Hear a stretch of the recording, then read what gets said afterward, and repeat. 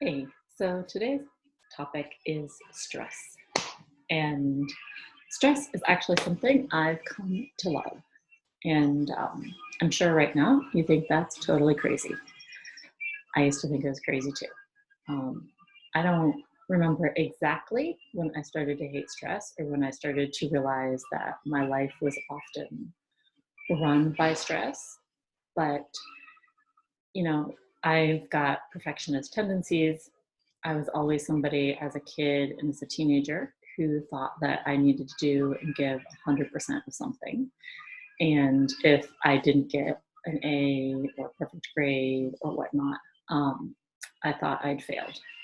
And so as I grew up, as I became a woman, as I had my first job, as I started my work, I was always expecting that I needed to do better. And I was really nervous that somebody was going to call me out for not doing a good job or not trying hard enough. And over time, that resulted in me having a lot of stress and anxiety, and sometimes even impacted my ability to do a good job because I'd spend so much time worrying about whether I was doing the right thing or the best way to do things, or going back and nitpicking things and reworking things and doing them over, or it would result in me not wanting to delegate things or micromanaging people that worked for me and all this. And so at various times in my life, even when I was pretty young, there was a time when I was about 24 years old and I was managing people. And I'd been getting headaches and having some health problems. And I went to the doctor and I had high blood pressure. And the doctor ran all these tests and did all this stuff. And she said, Allison, you're stressed. You need to learn how to chill out. And so I started meditating. I started doing some other things. I found a new job. You know, so basically my life over the years, I'd go through these periods of times in which I'd have a lot of stress and had a lot of anxiety.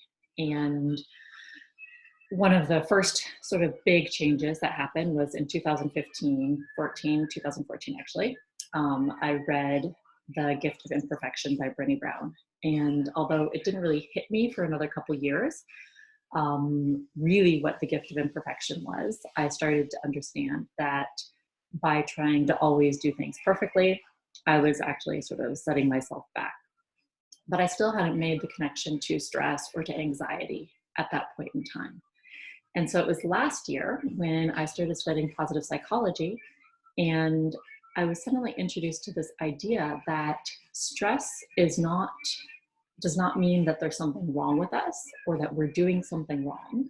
Stress is actually our body's natural response to certain things in life, and stress is actually a healthy response. If you are a little caveman walking through the forest and there is a lion hiding behind a tree, or a saber-toothed tiger, or a bear behind a rock, or it's nighttime, or another Neanderthal or something like that, um, being stressed or being aware, being conscious, being nervous, having fear, those things kept us safe. The stress response to release cortisol in our body actually means that there's cortisol everywhere in our body when we're stressed and we have that fight or flight response. And so if you get scratched by a lion and you've got to heal quickly, your body has cortisol right there. And actually that sort of white film that shows up when a wound is starting to heal, that's cortisol. And so your body's stress response is perfectly natural. When you are stressed, it means that it's not that something is wrong with you, but that your body is actually working correctly. Wow. Crazy idea, huh? That stress is actually good. Another way that stress is good is, besides that sort of fight or flight response, stress is good because, and also anxiety, which is something, there can be unhealthy anxiety, but there also can be healthy anxiety. And so, if you are really worried about your test next week, or you're worried about a presentation, or you're concerned about your kids, something like that, well, what that is telling you is that whatever you're having anxiety about is important to you. It is something that you care deeply about, and it means that you want to do a good job or put in a good effort, that it's something that you value. And so, again, that anxiety is good. If you didn't have any sort of concern or worry, if you didn't give a shit, for example, um, that actually might be unnatural. I mean, it's natural to want your kids to be well taken care of. It's natural to want to do good on a presentation at work. And so anxiety is this sort of like little reminder that, oh, this is important to me. What is unhealthy is when we got caught in a cycle of something, and we get caught in a cycle of stress all the time or anxiety all the time, and it starts to actually cause us to freeze up or to gel or not to be able to function the way that we need to function in our lives to be happy and successful.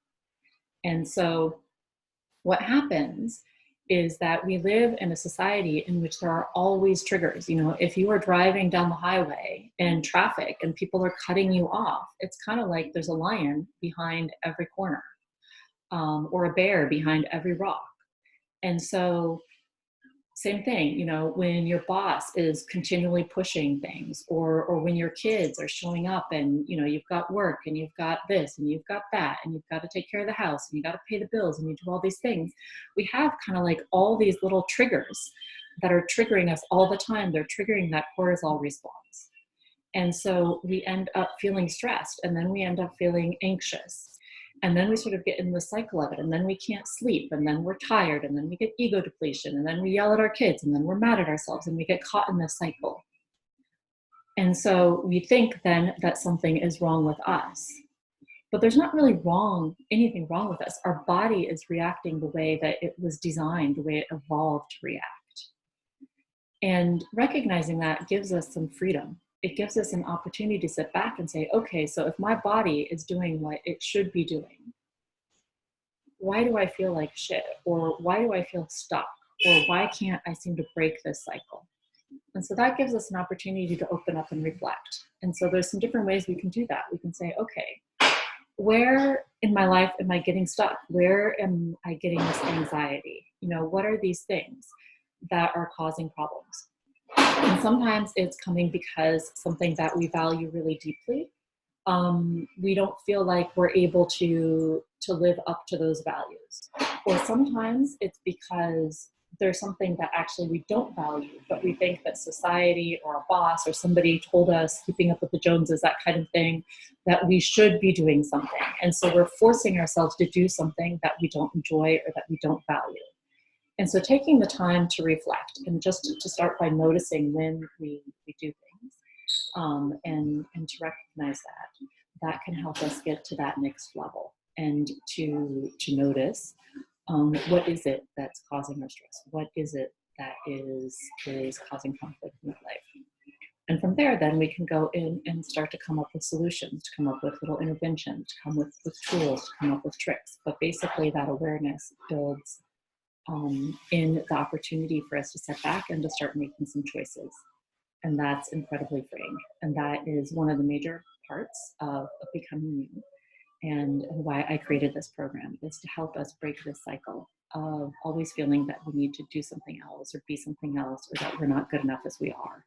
It's becoming you is about understanding and recognizing who you are and what you need as an individual, and then empowering you to take action to get there.